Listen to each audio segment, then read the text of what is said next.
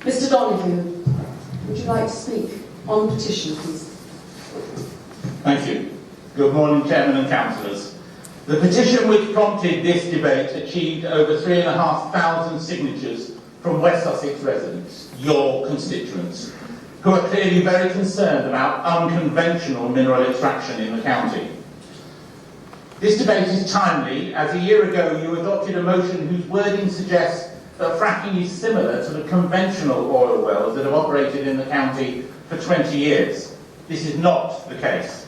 The new fracking process, pioneered in the USA, has been used on only one site in the UK, and its operation was suspended after problems. So your October 2013 motion is now seriously out of date, as the mass of evidence highlighting the significant risks involved increases on a daily basis. We learned on Wednesday that Celtic Energy, showing blatant disregard for community welfare, safety and well-being, has appealed your planning committee's totally justified and responsible refusal for an exploratory site at Kirkford, Wisborough Green. That appeal, and the government's unholy haste to change the law of trespass, which stops fracking under our properties without the owner's permission, makes it even more important to debate this subject. The insertion into the infrastructure bill of a clause to allow oil companies to pump any substance under people's homes and property and leave it there makes a mockery of the Prime Minister's claim that UK fracking regulations are some of the most stringent in the world, and it absolves fracking firms of any responsibility for clearing up the damage they create. Colin James advises you that even discussing this subject could be classed as predetermination in subsequent planning hearings, according to the NPPF. Surely the government has predetermined to pursue shale gas and oil, and are attempting to prevent councils from discussing the issue by gagging them. Other parts of the NPPF require councils to promote renewable energy sources, minimise carbon emissions, and protect the environment and local rural communities. Your own sustainable development policy calls for reductions in carbon emissions, and the Localism Act provides local planners with greater freedom to make decisions without undue interference from government and allows councils to make their own laws.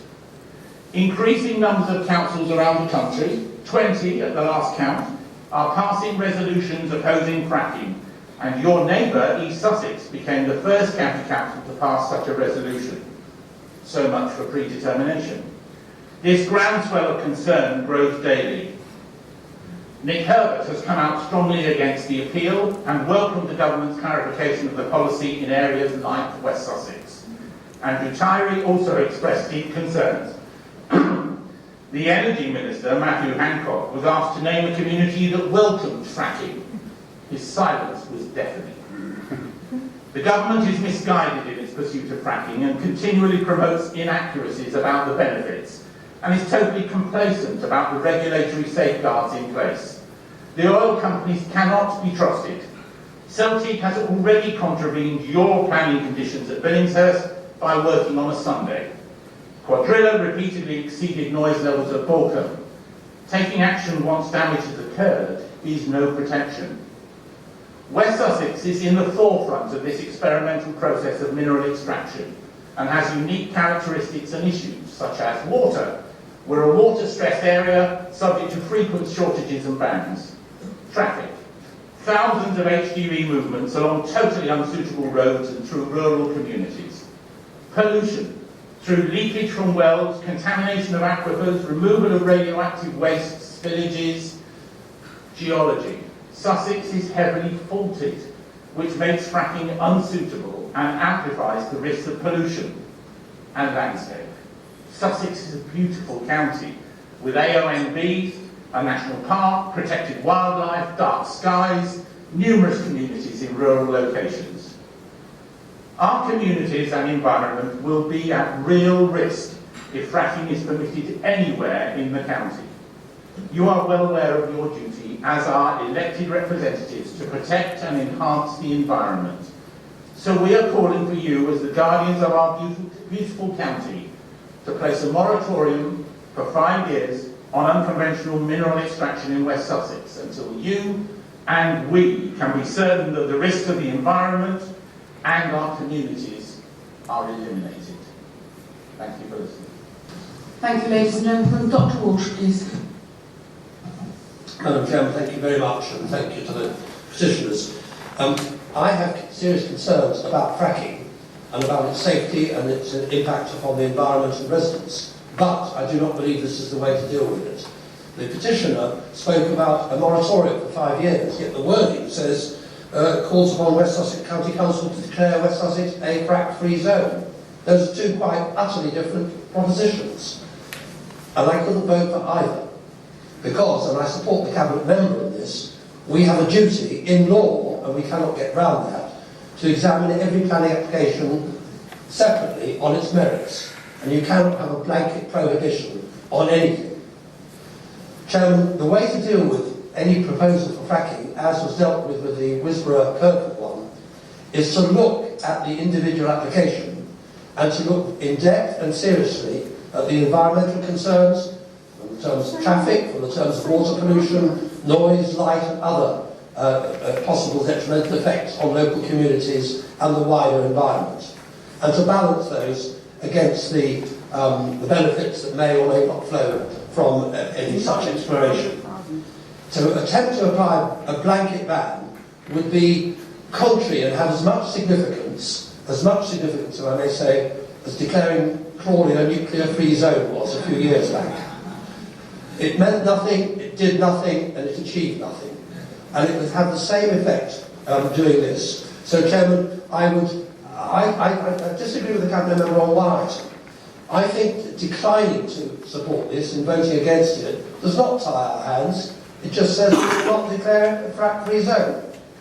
And I think that's a perfectly permissible thing to do. It leaves the matter open. It does not say we are inviting everyone to come and frack in West Sussex, which I think is the implication of what the Cabinet member was saying. So I'm quite happy either to leave it on the table, but I would vote against the motion that is on our order paper, not against the moratorium that was actually talked about by the proposer. So, Chairman, please, I would invite members to look at this on a positive basis and look at the environmental concerns on each and every application, and not to adopt the principle that the development will go ahead unless there are extenuating circumstances. It must be examined closely and properly, and the concerns of residents taken into account. Mrs. Mullins, please.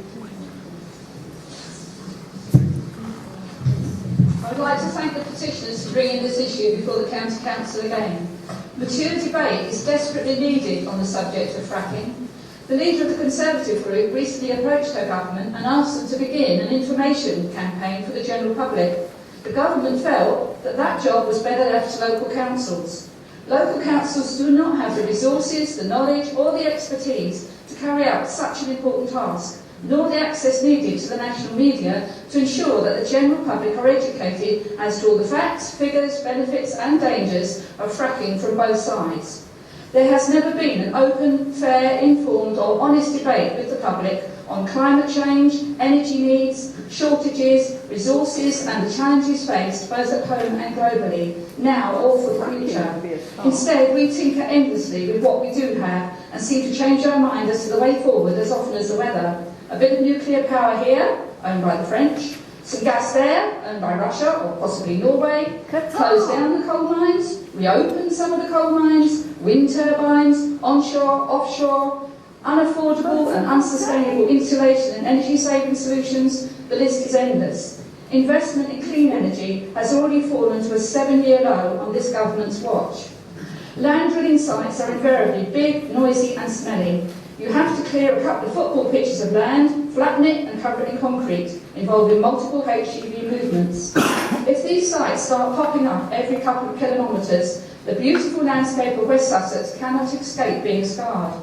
Each well drilled will require millions of litres of water to be injected underground, brought in by HGV, and then the contaminated result is disposed of somewhere. No one knows where or how. Fracking companies will have to compete with farming, domestic use and other industries for an increasingly scarce resource. The south and east of England are already water-stressed regions and are likely to experience future shortages.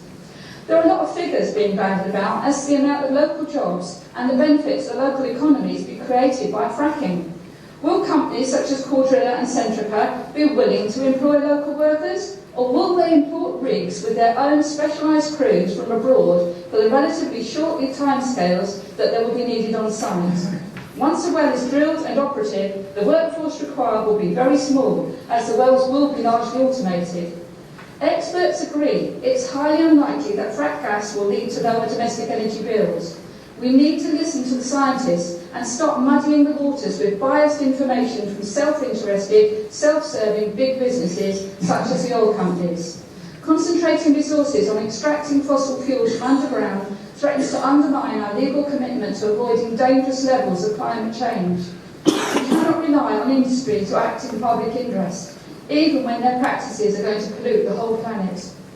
Disinformation is a standard industry tactic whenever profits are under threat. And remedial action only happens when individuals make their voices heard above the clamour of vested interest. Many councillors here must have reservations about forcing controversial fracking development onto their communities before the full impact is understood. Mrs Mullins, you have just 3 minutes. Thank you. I support the petition as it stands. Thank you. Mr Service, please. Mr Lamb, please. Thank you, Madam Chairman. I find it somewhat sad that rather than engaging with the argument that has been put forward by the petitioners, we seem to be going around on a rather minor legal, rather technical legal side of this. Certainly I think it's worth at least airing the perspectives if people in the room actually do believe that fracking is for West Sussex. But if I can just touch on the technical legal issue to begin with, the Planning Committee cannot be bound by this council. It is free to come to whatever conclusion it wants. So I don't think there's any risk when it comes to predetermination. In fact, specifically prohibited on issues to do with fracking and looking at the environmental side of it. So again, if we come to a conclusion about the environmental side of it, again, it does not impact upon the Planning Committee. What I find a lot more telling is that while the Cabinet member has expressed a viewpoint as to the legality of coming to a conclusion of this, we do not appear to have a report from the monitoring officer, Council's official legal representative, to say that we're not allowed to come to that conclusion. That I find very telling indeed. Moving on to the substantive part of my argument, we were told when there was a seminar back about a year and a half ago on fracking that we ought to consult the report that was produced by the Royal Society and the Royal Academy of Engineers. And I did read through all of that. It was not the most interesting document I've ever read, to be honest. But I thought it was very interesting. I wanted to show us that from a theoretical perspective, it is possible to make fracking safe, from a theoretical perspective. But what they did acknowledge is that where it has been implemented in the past, there have been health and safety implications. And what it highlighted very specifically was that you have to have a very strict regulatory regime if it's going to be effective. And yet the regulatory regime in the UK does not meet those exacting standards. In fact, it is, despite what has been claimed, one of the weakest in Europe. So on that basis, on the basis of the same report we were told to consult in order to come up with our own conclusions about this and to look at the technological arguments, I do not believe that's in the interest of the people of West Sussex that we vote for this proposal. In fact, so long as it's the case that we do not have that regulatory regime, I believe this council should have a strong view to express to the government our concern that it's not in the interest of the people who elected us that we go with the technology that can pose severe health and safety risks to the area. And there's no reason we can't make that statement today, because we cannot bind the planning committee on that anyway. So let's make that statement and let's try and actually speak up on behalf of the people who elected us. Thank you.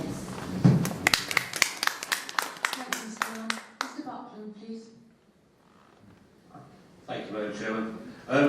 I concur with a lot that's been actually said already, and I will also say that I do concur with some of the statements that was made by a good Cabinet member. However, I do disagree with the fact that he says that he would like this council basically to support his motions, and it isn't the fact of that we are here today listening to these arguments, and it's actually down to the degree of that we as councillors should say how we feel. As in the fact, if we don't agree with what fracking is all about, then we should actually say we don't agree with it. Not to go along with whatever is proposed, because it is, as the good gentleman has just said, we need to listen, actually, to the members of the general public. It's getting to the stage now where we, as local councillors, are supposed to make the decisions regardless to what our members that vote us in would like us to oppose.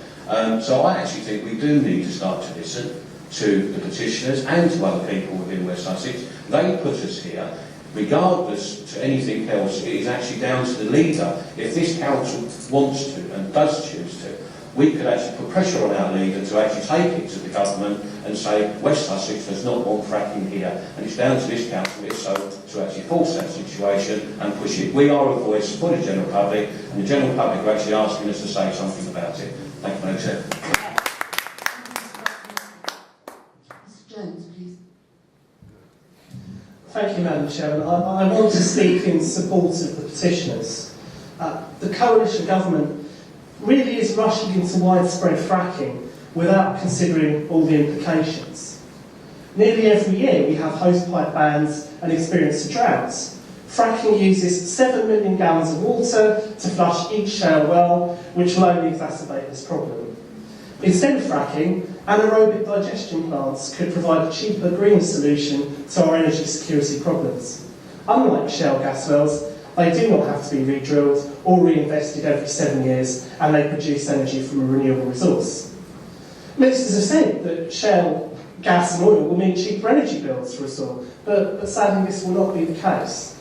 Although fracking might bring a small benefit to the national economy, consumers won't even see cheaper bills because of it. Energy is traded on the European markets, and it is this market that drives the cost. Not every area in this country has space to drill. So the counties that do, of course, like West Sussex, will have to host substantially more wells. The wells will also be accompanied by all the other infrastructure needed, meaning busier roads and more pollution. Unlike the USA, the UK is a densely populated country, so there will be a real impact on our local landscape. It seems ridiculous to me that local communities can object to a wind turbine or solar panels in their area, but not a fracking well pad, which is the size of 2 football pitches.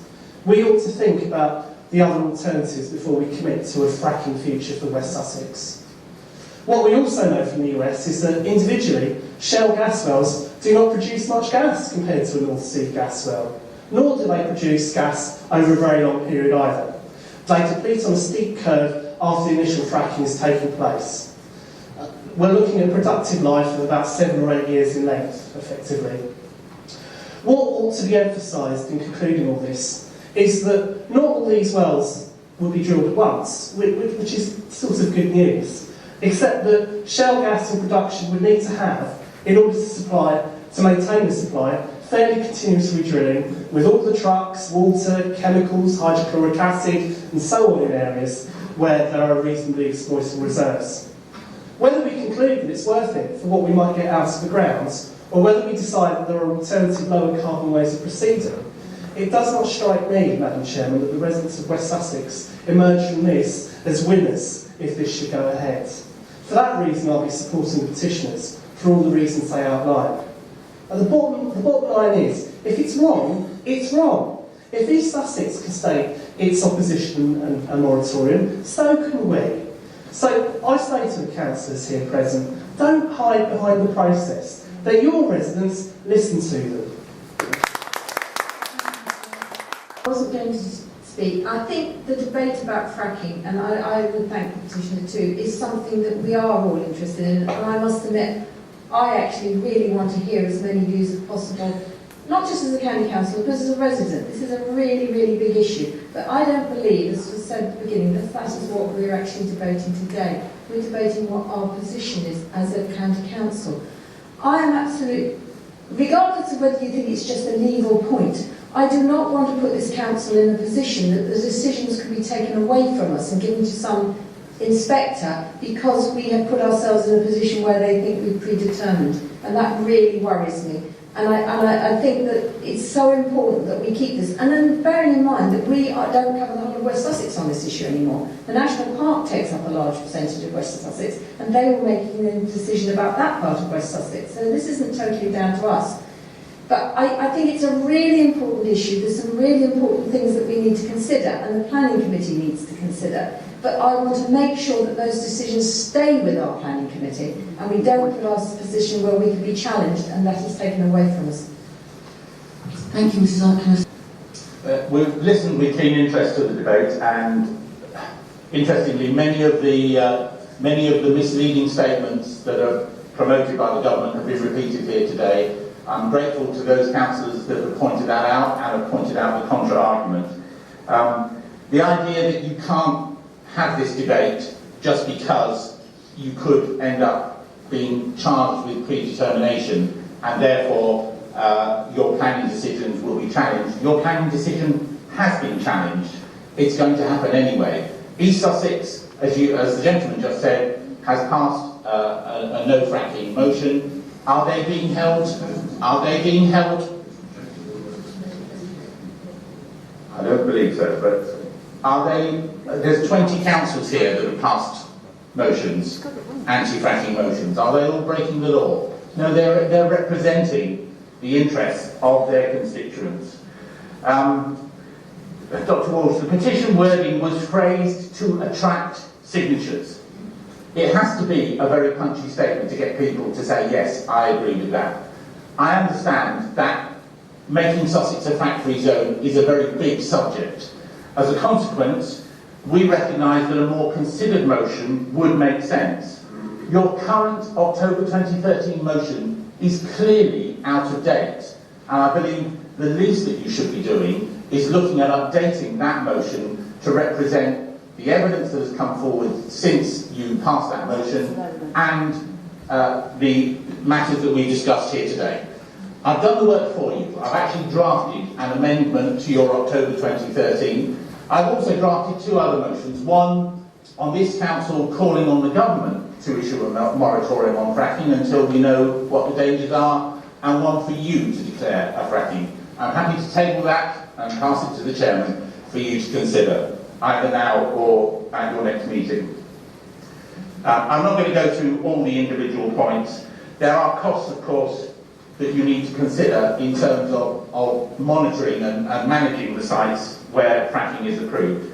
But in conclusion, we believe that you're the custodians of a very special county that is not only at the forefront of fracking, but is unique and has exactly the sort of communities and environments that make it totally unsuitable for any form of fracking to take place for the foreseeable future, and which the government has indicated should be protected from inappropriate, unconventional oil exploration and extraction.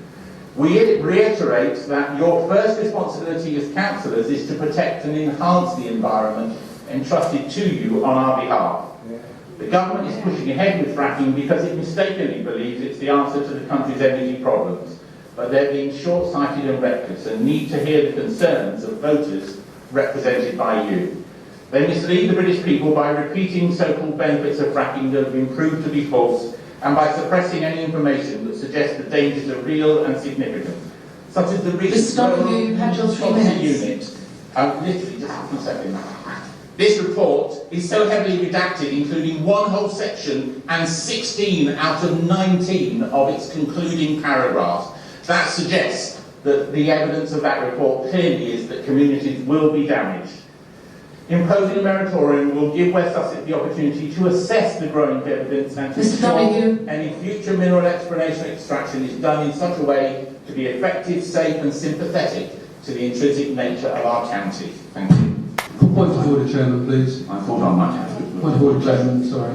The proposition before you is... As a point of order. I'm sorry to be, I just wanted further clarification on the exact point, on what we're saying now. Thank you very much indeed. I do appreciate Mr. Moulton is just about to read it out.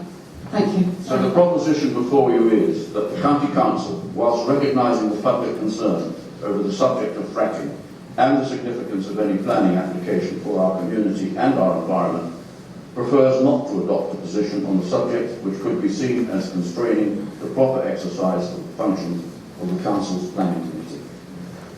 Thank you, Mr. Moulton. I'll now ask Mr. Kershaw to ask for votes for or against. You read out everybody's name. Please speak clearly. Thank you. Mr. Ackerman. Mrs. Arculus. Mr. Barley. Mr. Barnard. Mr. Barrett-Miles. Mrs. Bennett. Mr. Bradbury. Mr. Brown. Mrs. Brunsden. Mr. Buckland. Mr. Barrett. Mr. Catchpole. Mr. Circus. Mr. Clark. Mr. Cloak.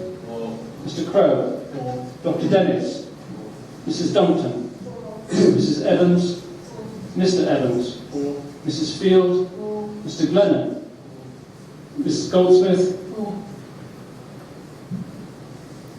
Mrs Hall, Mr Hyde, Mr Hillier, Mr Hunt, Ms James, Mrs Anne Jones, Mr Graham Jones, Mr Michael Jones, Mrs Judd, Mrs Kennard, Mr Lamb, Mr Lanza, Mrs Milson, Mrs Mockridge, Mr Montin, Mrs Mullins, Mr Roger Oakley, Mr Simon Oakley, Mr O'Brien, Mr Oxley, Mr Parsons, Mr Patel, Mr Petch, Mr Peters, Mrs Phillips, Mr Quinn, Mr Ray, Mrs Rackney, Mr John Rogers, Mr Robin Rogers, Mr Sheldon, Mr Bernard Smith,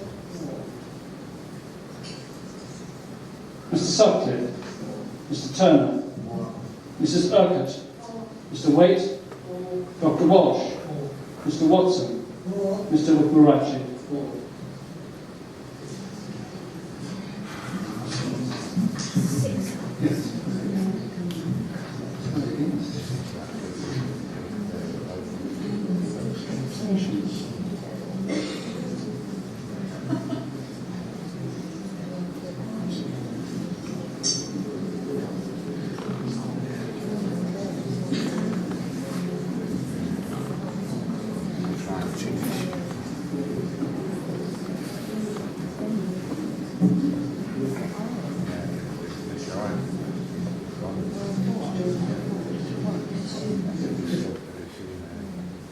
Hold on, let's have the sound, please.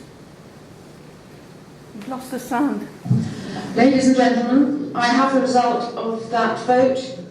There were 52 members for the proposition, 6 against and 3 abstentions. That proposition is carried. Thank you, ladies and gentlemen. Thank you, Mr Donoghue. Thank you, ladies and gentlemen, the public. I will now adjourn the meeting for 5 minutes so that members can retire. And I'll call you back in 5 minutes. Thank you.